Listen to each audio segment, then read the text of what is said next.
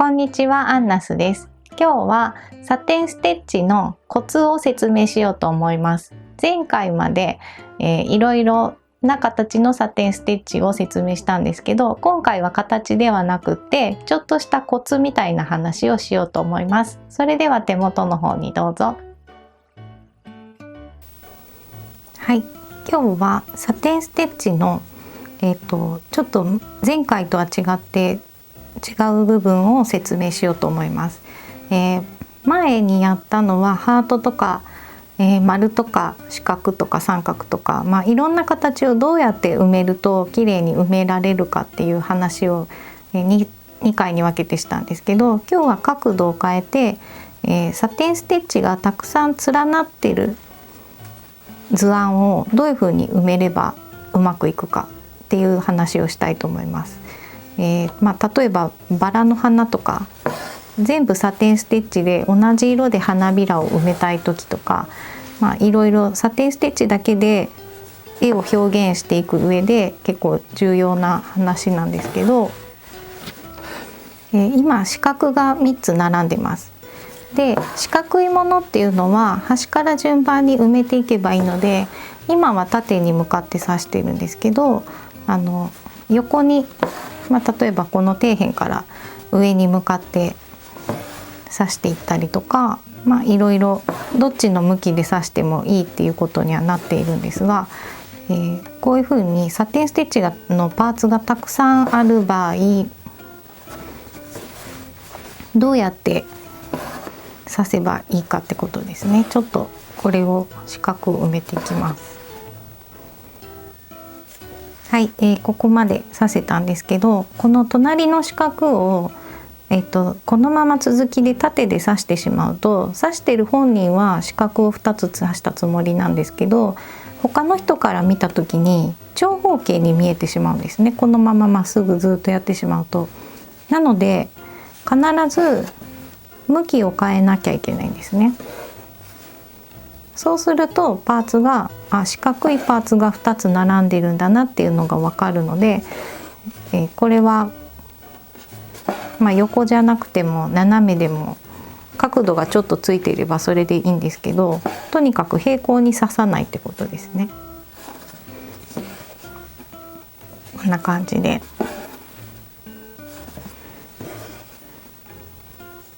はい、こういうことですね。これで四角が2つあるなっていうのが分かります。で、それ以外に例えばこういう斜めに刺す時は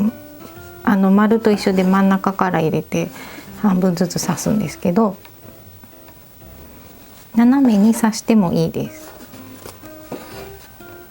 はい、こんな感じで斜めに刺すとここに溝ができるので、これも別の四角っていう風になるんで、とにかく隣り合ったパーツに関しては必ず溝を作るように、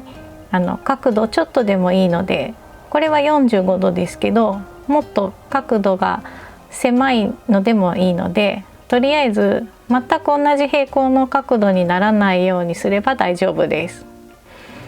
この話が書いてあるのはアンナスのプチ刺繍の本なんですが、サテンステッチの本なんですね。実はあんまりそういうことは書いてないんですけど、この19ページのところに載っています。さっき言ってたのがこれですね。全部縦で刺すと長方形に見えてしまうので、縦と斜め、横と横とか、縦と横、こっちは縦と斜めですね。縦と斜め、横と横で、縦と横みたいな感じで、ちゃんとここに溝を作って境界線を作ると、これは四角が2つなんだなっていうのが分かりやすいです。応用としてこういうバラの花のものとかも刺す時もちゃんとここに溝ができるといいんですね。全部向きが同じになってしまうとただの白い塊に見えてしまうので、これを頭に入れてやるとうまくいくと思います。この本には刺す向きとかも書いてあるんで、あんまりそこは考えなくていいと思うんですけど、自分で何か絵を描いてキャラクターの刺繍とかしたい場合はこういうのを頭に入れておくと刺繍しやすいと思います。まずこれが一つです。次はサテンステッチで全部埋めたいんだけど、だんだん裾が広がっていくっていう台形のものを刺す時にどうすればいいかっていうことです。前回台形の刺し方をやりましたが、全部1センチ以内で収まる台形に関してはあちらの方でいいんですけど、どんどん裾が広がっていくものは下を横でサテンステッチでやってしまうと1本が長すぎるので、そういう時はロング&ショートに切り替えます。ただ途中でどのタイミングで切り替えるかっていうことですね。最初刺していった時に上は1センチ以内だからサテンステッチで大丈夫なんですが、しばらくサテンステッチで刺していきます。途中から私はそこまで厳密に定規で測ってここから切り替えなきゃいけないみたいなことはやってないんですけど、だいたい普段使っていて下の布が見えてしまうようなこんな感じにならないように、ここからここまで一気に刺してしまうと長すぎるので、普段使っていて布が見えてしまわない程度の長さに収めて刺繍していきます。だいたいこの辺かなっていうのはご自分で見極めていただけるといいんですが、だいたい1センチ前後ぐらいっていう風に設定してます。どれぐらいかな、もうちょっとかな、もうちょっと行きたいです。できればサテンステッチで全部やりたいんですけど、まあそういうわけにはいかないので、じゃあそろそろロング&ショートに切り替えます。ロング&ショートは長いのと短いのを交互に入れるっていう風にはなっているんですけど、厳密に交互に入れなくていいので、重なる予定のところが長い短いってジグザグになっていればいいので、詳しいやり方の方はロング&ショートのステッチの動画を見ていただくと分かるんですが、片方1段目を埋めていきますね。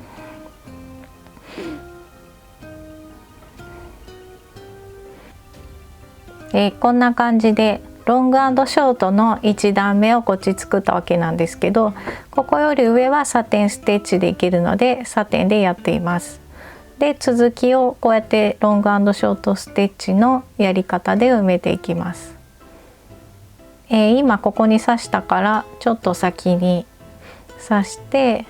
ちょっと隙間が空いてしまった。で重ねて刺す針の刺す場所も奥の方とか短くしたりとか、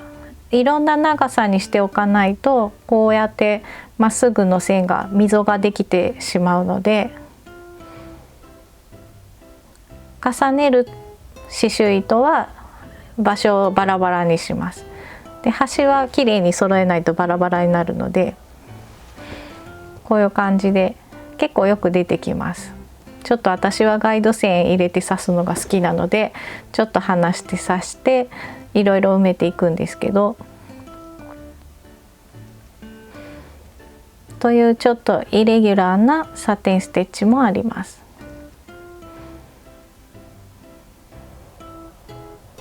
あとはこういう細長いサテンステッチ、ずっとこれを横に刺していかないといけないステッチがある場合なんですけど、イニシャルとかは割と細くて長いステッチがたくさん出てくると思うんですけど、端から順番に平行に刺しているつもりでもだんだんと向きが変わってきたりしますよね。ちょっとわざと作ってみます。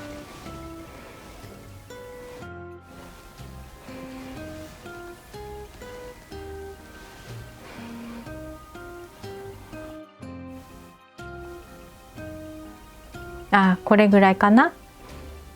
ちょっと平行に刺してたつもりがだんだんこんな感じで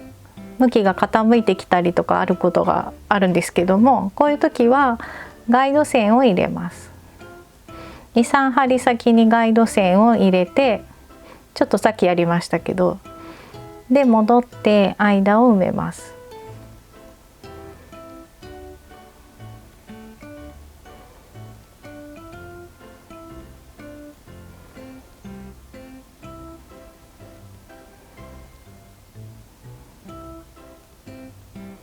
ちょっと上にかぶせてもいいですね。こんな感じで埋めて、でこの後また一生懸命やっててもだんだん向きが変わったりとか幅が狭くなってきたりとかすると思うので、もう自信のない方は、私はこれ結構やるのが癖になってしまってるんですけど、ちょっと先にステッチを入れておいて、そこから戻りながら間を埋めていくっていう風にやると、細くて長いものも割と平行に幅を保ちながら綺麗に刺すことができます。